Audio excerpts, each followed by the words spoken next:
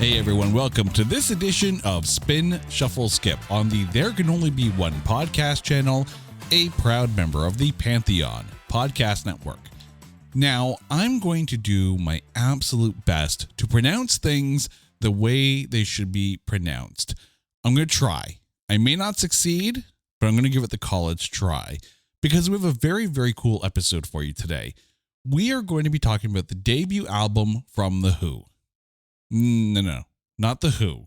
The Who. Not that Who, that Who. We're talking about the Mongolian folk metal group, The Who, and their debut album, The Gereg. And here to join me for this road trip is my lovely wife, Carrie. Carrie, how are you doing today? I am doing amazing. Thanks for asking. I'm so excited to talk about these guys. So when we were prepping our latest batch of episodes, you put this disc onto the menu here. This was the serving that you brought to the table. Why this disc? Absolutely. And you know what? I mean, this band is a bucket list band. I need to see them live. I need to experience this music in person. Like I have a feeling I'm going to parallel them and liken them to seeing Sepultura live. When I was 1995, I was in high school. Sepultura was opening in Ozfest, and I had a chance to experience, like seeing Sepultura was an experience. And I really feel that it would be the same to see The Who. Yeah, this band is really, really cool. I'm not going to lie. Like, every now and then a band comes out and it hits you with something you've never been hit with before. And you're like, I don't know why, but I'm really digging on this. I don't know why I really dug on this album, but I did. And maybe because I'm a bassist, and I'm not saying that they have a bass in the mix because they use a lot of Mongolian traditional instruments, but it's got a very bassy resonance to this. So going to see them live, I think I would want to be like right up close to one of the speakers for this. Yeah, I mean, that or at the soundboard and taking it all in. The soundboard's always the place to be. It really is. It's where the sound is the best, really, in the venue.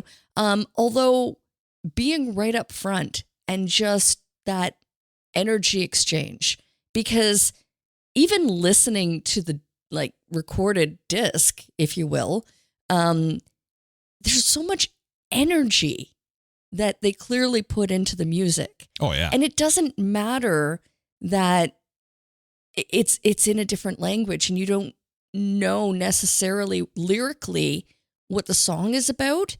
The energy that you get, that you receive from listening to it is phenomenal. Oh yeah, no. This disc is proof positive that music is universal and should be enjoyed universally. But let's get into the details of this here. The Gereg is the debut album from The Who. It was released September 13th, 2019. The band is Gala, Jaya, Unkush, and Temka. The album hit number 103 on the Billboard 200 and landed in the top 10 in Scotland. There's also a deluxe edition of the CD that has guest appearances from Jacoby Shaddix, From Ashes to New, and Lizzie Hale. There were 5 singles off of this one. Wolf Totem, featuring Jacoby Shaddix, hit number 1 on the US World Digital and US Rock Digital song sales charts, and Loudwire named it on their 50 Best Rock Albums of 2019 list. Here's what we're going to do with this disc. We're going to take 3 songs each: a spin, a shuffle, and a skip. The spin is one that we'd play any time that the disc is in the CD player. The shuffle is, hey, you know what? If it's on, really, really cool. And the skip is not necessarily a reflection of the song itself. It's just the one that we would, maybe skip to get to the songs we like a little bit more, or because we made the rules of the show, you got to pick one that you would have to skip. But for your spin pick, Carrie, what did you go with? I think if you know me, and you know me well enough to know that it's got to be Wolf Totem. Mm-hmm. And especially the version with Jacoby. I'm a huge Papa Roach fan. In case you haven't known, huge Papa Roach fan. Right. So much so that I've inducted our children to enjoy Papa Roach's music as well. But I digress.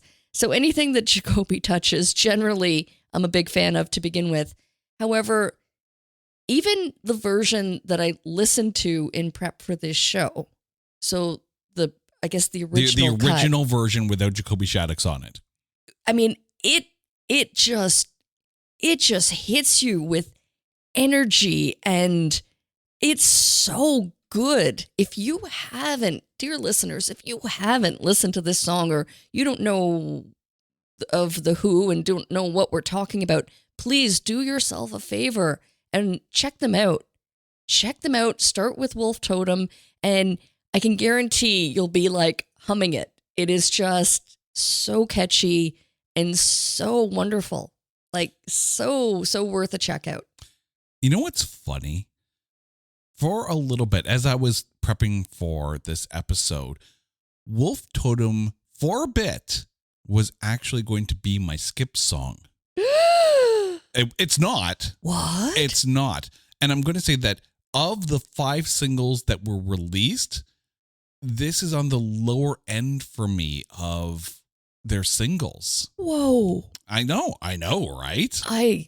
I'm You didn't see that one coming. I did not see that coming. But it's not my skip. My spin, however, is another one of the singles, The Great Genghis Khan. Now, this song kind of caught me at a left field because this is the first time I had actually listened to the whole album. Like, I'd heard the singles. I'd heard Juve, Juve, You, and I heard Song of Women, and I'd heard, of course, Wolf Totem. The Great Genghis Khan is actually one of the singles that was released off of this, but it's one that kind of escaped my attention until researching this show. This song is ridiculously cinematic. And you know me, I love a song with, dynamics and strings and the whole works. This song should be in a movie. It absolutely should. Like, there is so much texture to this song. Again, I have no idea what the hell they're singing about, but musically, I'm right into this song. It's so funny because that one is actually my shuffle. The Great Genghis Khan. Mm-hmm. I wrote just simply, it's lullaby-like. So I can completely agree with what you're saying. It is lovely. It's definitely, and it's interesting. I did not know it was one of the releases off the album. Mm-hmm. The thing is, though, yes, it starts off soft and quiet. I completely agree that it starts off very lullaby-like, but it's got some good build-up in it in the chorus, and the chord progression during the chorus is absolutely phenomenal. Again, this one caught me by surprise. I was quite pleased by it. I'd be fascinated to find like the translated lyric version. That would be fascinating. And it's not like the Who haven't, gone the other way and taken a song and translated it to Mongolian, because they did that with Metallica's Sad But True, which is a phenomenal cover. And if I remember correctly, was also on the Blackest album, where it was basically like 2 or 3 discs or whatever of just various Metallica covers of songs that were on the Black album. This was one of them, and it's killer. Hey, it's Kaylee Cuoco for Priceline. Ready to go to your happy place for a happy price? Well, why didn't you say so? Just download the Priceline app right now and save up to 60% on hotels. So whether it's Cousin Kevin's Kazoo Concert in Kansas City, go Kevin, or Becky's Bachelorette Bash in Bermuda, you never have to miss a trip ever again. So download the Priceline app today. Your savings are waiting. Go to your happy place for a happy price. Go to your happy price, Priceline. It's NFL draft season, and that means it's time to start thinking about fantasy football. FantasyPoints.com features industry-leading experts and prognosticators using proprietary hand-charted data to help you score more fantasy points. FantasyPoints.com is the place to go for whatever kind of fantasy football you play. Whether you play fantasy football, place bets on football, or do a little bit of everything, Fantasy Points has the meticulously researched content to guide you to victory. And why wait for the fall? Fantasy Points also covers the new spring football league, the UFL. Join the guru, John Hansen, Scott Barrett, Joe Dolan, and other massive names in the fantasy football universe with an exclusive offer. Use code Pantheon for 15% off any Fantasy Points package, including the all-in package, with access to every article, tool, and data nugget that Fantasy Points has to offer. That's fantasypoints.com and code Pantheon for 15% off at Fantasy Points. Fantasypoints.com. Code Pantheon. Score more fantasy points. So I guess you're 2 songs down now. So we get to my shuffle song. And I'm going with the leadoff track off of this, the Gereg. This is, when I say I want to be near the speakers, when we finally get to see them live, this song needs to be like in the set list, because this is going to vibrate the crap out of my stomach. And I'm so ready for this. Like, it is all the way. But the other thing too is it's actually a really good mid-tempo head bopper kind of song. Like the kind you could see in a sports montage. Yeah, I agree. Like the Gereg, like, and this is how you lead off your CD. Phenomenal. Great choice to lead off. Absolutely love it. So now we know your shuffle and we know your spin, but now we get to your skip song. Well, you had mentioned it a little earlier, and I'm actually shocked that it was also a release off this album, is UVUVU. Like, I don't know. That's definitely not the tonality of the song, but to me it was... That sounded way too happy for the song. It was so repetitively catchy that it was almost kind of like, okay, now it's stuck in my head and there's nothing that I can do to get it out of there. You know what? Again, I have no idea what it's about, but it is, warning, disclaimer, it's going to get stuck in your brain like an earworm. And for better or for worse. And con. I'm glad you mentioned repetitive, because when it came to picking my skip song, part of the reason why Wolf Totem was in the running for my skip song was I found it was musically a little repetitive. But then I heard Shug Shug, which was actually another one of the singles. This was the 5th one that we haven't talked about yet. Shug Shug, again, gets a little repetitive lyrically. I think musically, Shug Shug is great. Lyrically, it kind of, I don't know, it starts off lyrically repetitive and it doesn't get any less repetitive all the way through. But like I said, musically, The Who can't really do any wrong, in my opinion. Musically, I freaking love it.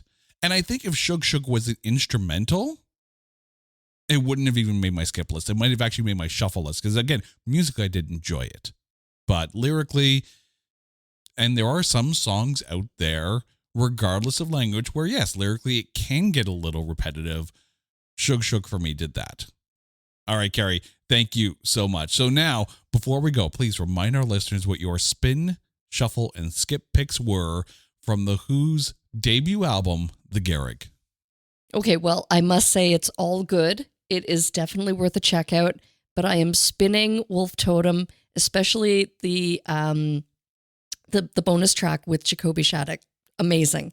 I'm shuffling, and it's got to be The Great Genghis Khan, and skipping UVUVU. All right, for me, I am spinning The Great Genghis Khan, I am shuffling the Gereg, and I'm skipping on Shug Shug.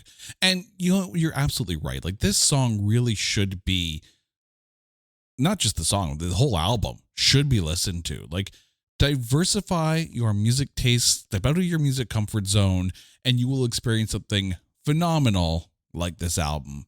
Carrie, thank you so much. Now, to you, our listeners, you guys know the drill. If there is an album that you want us to cover, or an artist that you would like us to cover on There Can Only Be One, be sure to hit us up on social media at OnlyOneCast, or go to our website at notthatbadcast.com. And while you're there, check out our coming soon page, because we have a few episodes listed that we want to hear about your picks from you guys. Until next time, she's Carrie. I'm Jay. You guys are awesome. This is Spin Shuffle Skip on the There Can Only Be One podcast channel, a proud member of the Pantheon Podcast Network. Take care.